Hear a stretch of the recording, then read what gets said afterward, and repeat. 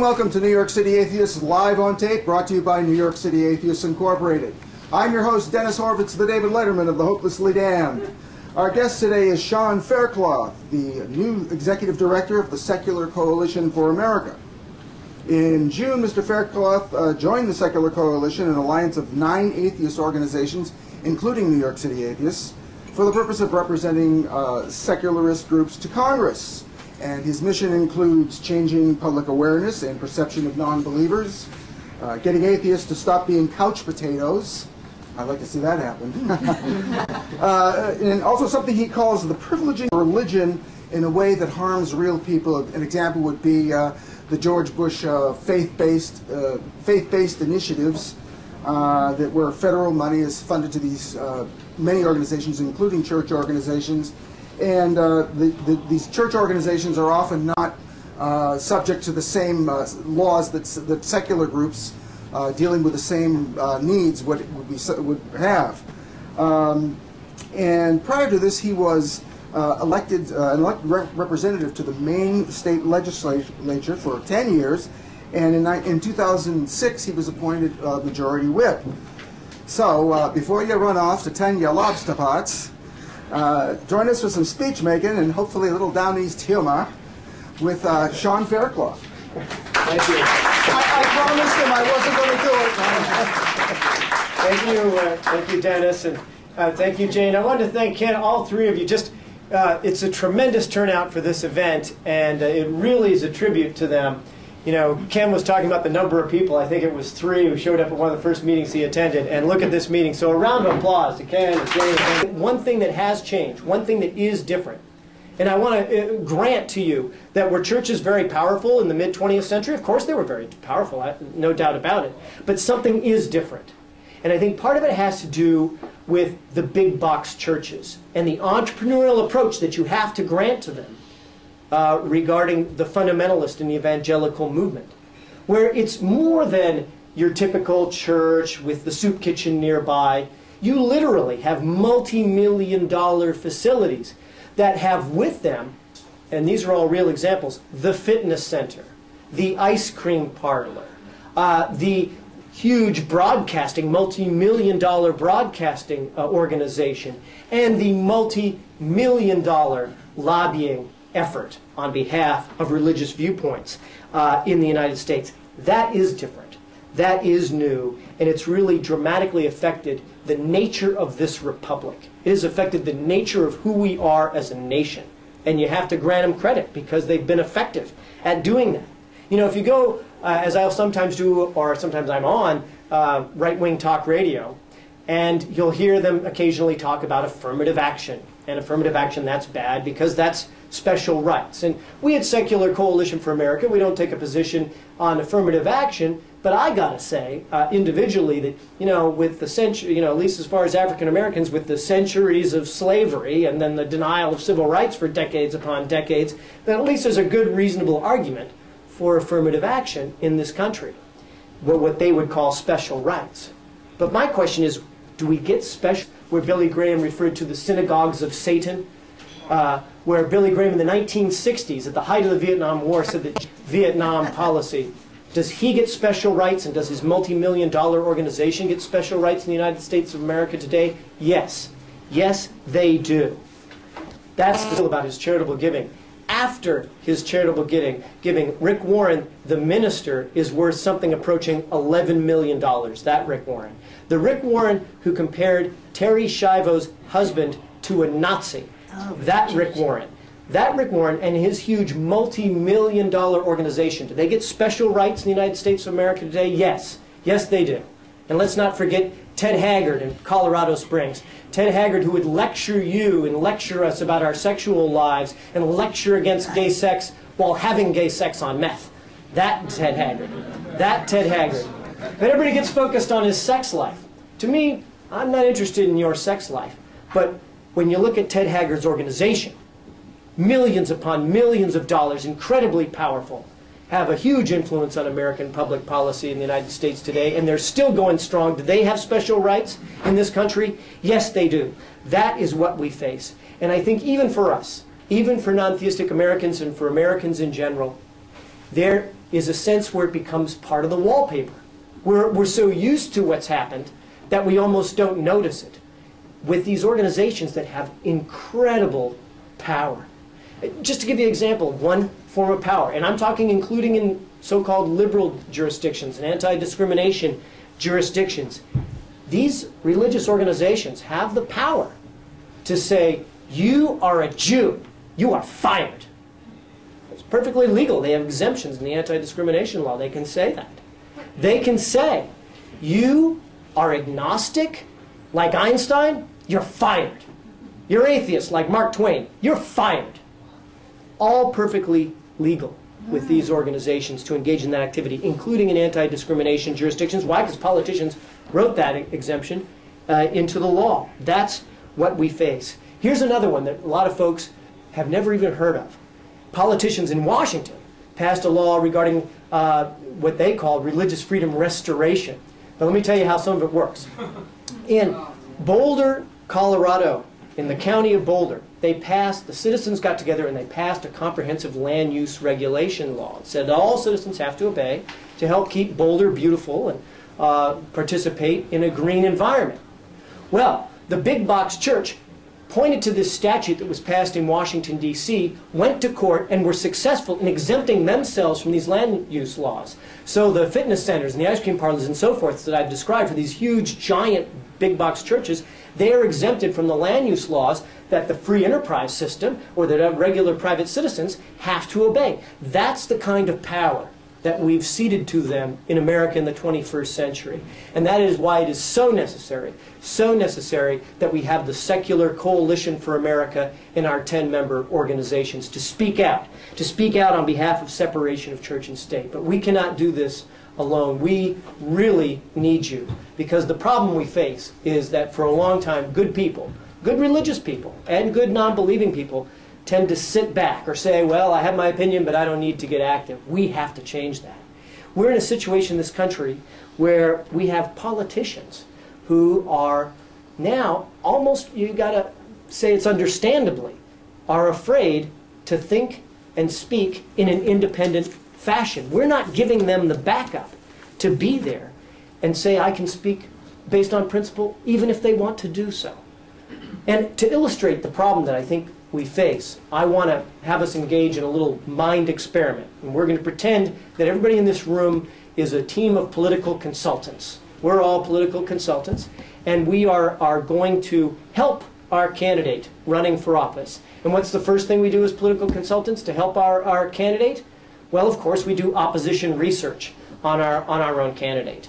So we'll have our candidate. Let's Bob right here in the first row. He's our candidate. Bob, thank you for running. We appreciate it.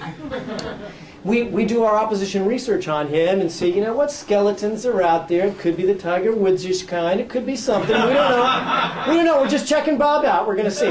We're going to see what we find out about Bob, because we're going to help him. We don't want him to be surprised. We don't want us to be surprised when he gets on the stump.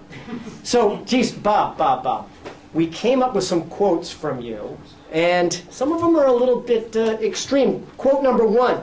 The clergy dreads the advance of science as witches do the approach of daylight. Jeez, Bob, it's intense. Quote number 2, Bob. Religions are all alike, founded upon fables and mythologies. Gee, Bob. You were thinking of running at this time? Quote number 3. Christianity is our particular superstition.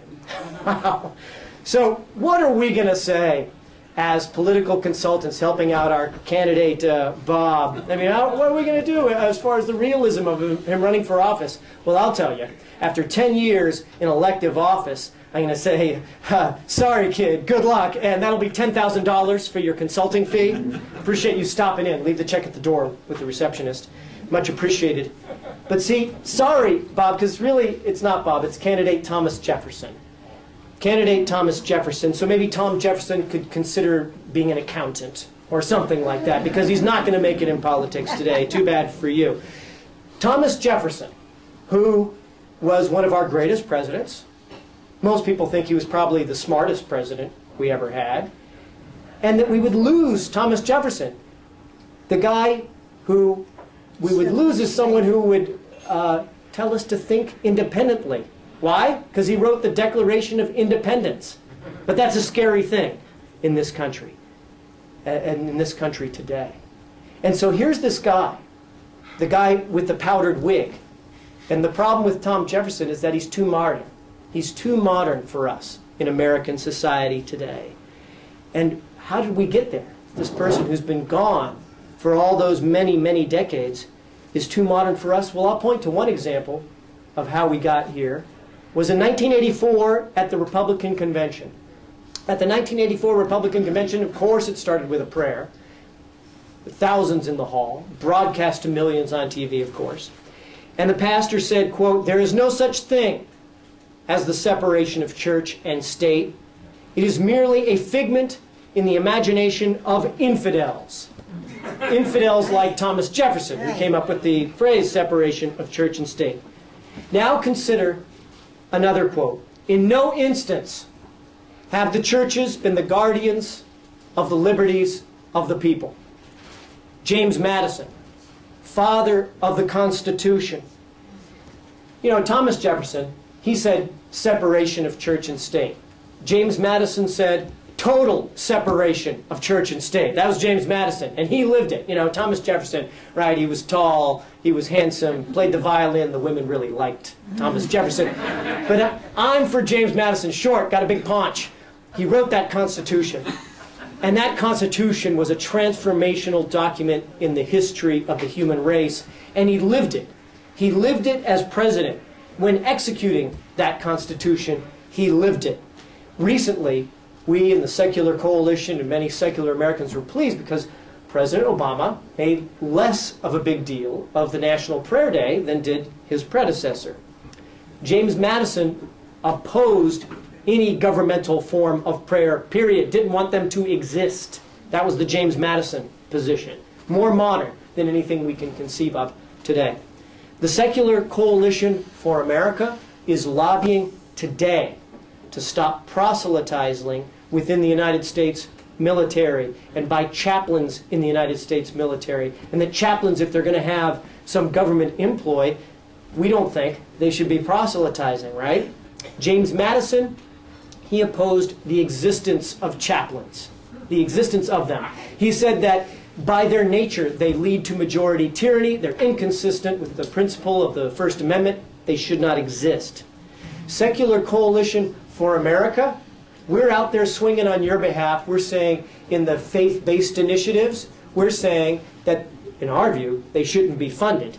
And definitely, they should not be in a situation where they're using tax dollars, and allowed as they are, to discriminate and proselytize within those organizations. That's our position. You can't do that with taxpayer money. James Madison's position? James Madison said when there wasn't a dime, not a dime of tax money involved, he said he would not grant to a religious institution any form of public function because he felt it would lead to too much intermingling between church and state, even when there was no penny involved. Those were the principles of James Madison. Who should know because he was the one who was the primary author of the Constitution of the United States of America. But I was on talk radio out in Iowa, and somebody called in and they said, yeah, but those are two guys, those Jefferson and Madison, two guys. Okay. So, all right, fair enough. Let's take that point and let's look to John Adams. John Adams, who was probably the most Christian of our early presidents. And here's what he said. The United States is founded on the natural authority of the people alone, without a pretense of miracle or mystery. And that is a great step forward in favor of the rights of mankind.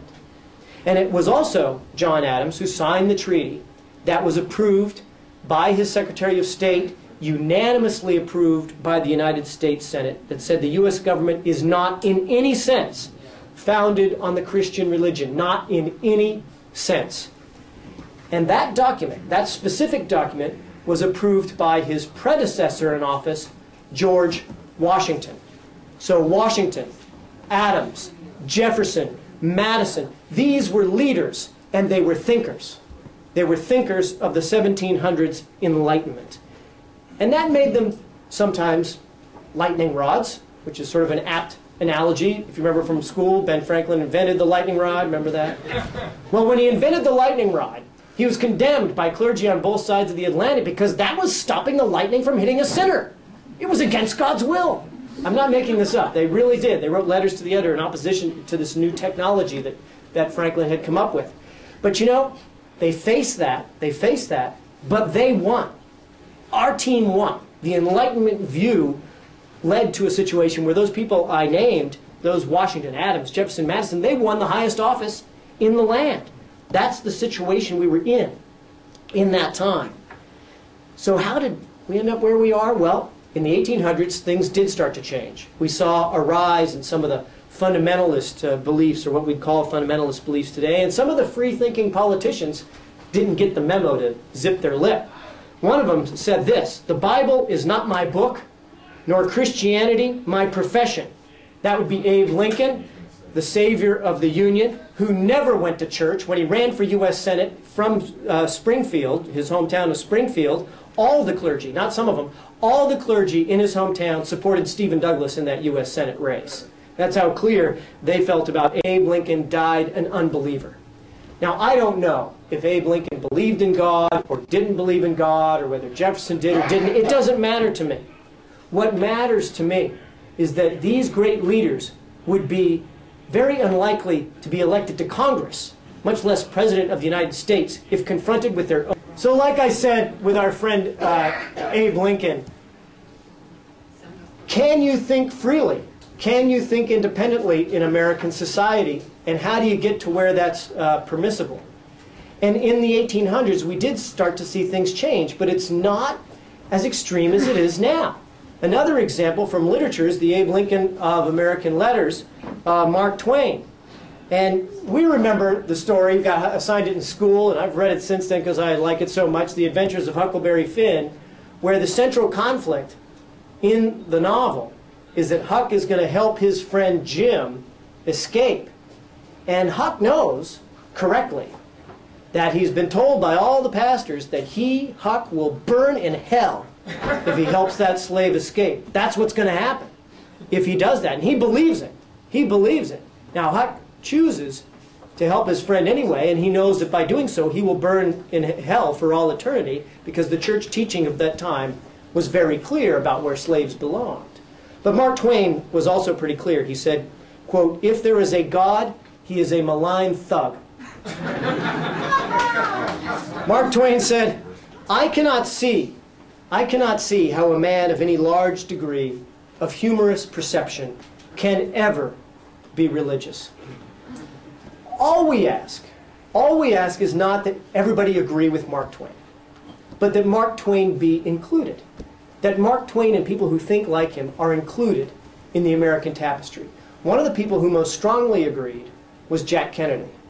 Jack Kennedy, who went to Mass every Sunday without fail, and on Saturday night he maybe have done things that, you need to, I don't know. I don't know. But I love the guy. You know what he said? Jack Kennedy said, "America is where every man has the same right to attend or not attend the church of his choice." And Jack Kennedy said that no church or church school is granted any public funds or political preference. Think of the stark contrast between Jack Kennedy's policies and the policies that we see in the United States today, where religious schools get tax money, and then in turn they don't even have to obey the laws that secular schools have to obey. That's the situation. They're free of those statutes. And so free, I'm talking very free, like the Golden Christian School in Cleveland, Ohio, had a curriculum based solely on watching videotapes, paid for with your taxpayer dollars. I hope that we can all agree with Jack Kennedy that there should be no government funding for any religious schools, period. That's the right thing to do. But I also... But also, I feel very firmly, and we should read the Constitution of the United States of America. That's what we need to read. But when we read those three documents, let's ask ourselves a question, school children and everyone else in America. Which of those documents evolves? And which of those documents are filled with viciousness and vengeance and violence All we need is for America to be made safe for the ideas of people like Einstein and Twain and Whitman, and for politics to be made safe for the ideas of Jefferson and Madison. I think we need to follow two golden rules. First golden rule, do not to your neighbor what you would take ill from him. Now, you've heard this paraphrased from Jesus Christ, fair enough, but I'm quoting the ancient Greek philosopher Pittacus 5 centuries before Christ, who offered that view. A second golden rule, the Constitution of the United States of America, in particular Article 6, Section 3, which says that federal officials shall be bound to support this Constitution, but no religious test shall ever be required as a qualification to any office or public trust under these United States of America. You see the beauty of our Constitution, the beauty of Madison's Constitution, what it was that it was designed based on a theory of evolution. See, the Bible and the Quran, they oppose evolution, but not just in the scientific sense. They oppose evolution in the humanistic sense. Whatever new information we get, whatever greater compassion comes up through the human experience, whatever we learn through these many centuries, sorry, blacks, women, gay people, too bad. Your application was received 2,000 years too late. Too bad for you. Because those two documents are etched in stone. They don't change. Madison's genius, and it was a great genius, was that he was humble enough to know that what he knew in 1787 wasn't all there was to know. And that he was willing to see the evolution of the human experience, and he designed it that way. You know, some of you may have read the biblical book of Revelations, and if you understand it, let me know, because I can't make heads or tails of it. Some of you might understand it. But something that, for me, is a real book of Revelations is Darwin's book. That's a book of revelation. Einstein, that is a book of real revelation, a new and marvelous way of looking at our world that's beautiful and deeply meaningful. And just as importantly, just as profoundly, Madison offered us a revelation, a new way of looking at how human beings would interact with each other. He created a document where the rules bend toward justice. Einstein showed us that light bends, and Madison showed us that the light of justice bends toward increasing inclusion and compassion for our fellow human beings. And the light of justice, I'm happy to say, is bending in the right direction. Things are heading in the right direction. Among Americans 65 and older, and we thank those Americans, about 7% of them believe in a naturalistic or atheistic worldview. But among Americans who are 30 and under, about 4 times as many take a naturalistic worldview. The Christian right, they've got millions upon millions of dollars for lobbying in Washington, D.C. They have had decades upon decades of experience and staff, all those things that we need to face at the secular coalition. But what we at the secular coalition have is justice and the trends on our side. But we're not going to be able to do it without you, without your active leadership and involvement every single day. I'm devoting my life to this cause, and I'm asking each and every one of you to devote a part of your life to this effort every day. President Jimmy Carter said not too long ago that he'd visited over 125 nations since he left the White House, and that he's found that people treat John Lennon's song Imagine almost as an equal to the national anthem of their respective countries around the world. The song was chosen by the people throughout the entire world. Because I think Madison, who was a lawyer, and John Lennon, a poet, both increasingly tried to figure out how human beings interact with each other and how we can make that interaction more noble and more meaningful. That's what the focus of their lives came to be. To tame the savageness of man and make gentle the life of this world. But our efforts in this room have not been enough. We've not been adequate to the task. In the scripture, it does say that God instructs Abraham to kill his child.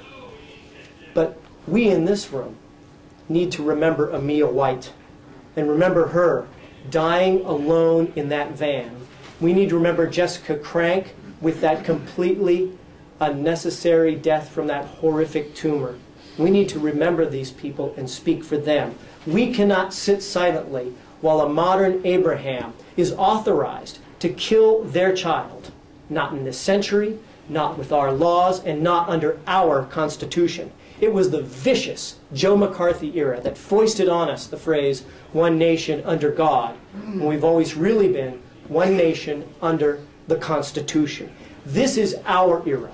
This is our century. We need to redouble our efforts. I have tremendous faith in what we can do. When I say I'm devoting my life to this cause, it is because I believe that we are at a turning point in American history, and that if each and every one of you say that you will commit yourselves to this effort, and to make this organization grow in New York and throughout the entire United States, that within the next 10 to 20 years, you will see the true restoration of our constitutional heritage of separation of church and state and of one nation under the Constitution. It is a great future. It is an optimistic future. And I thank you because you are the leaders of that. Thank you so much for hearing me.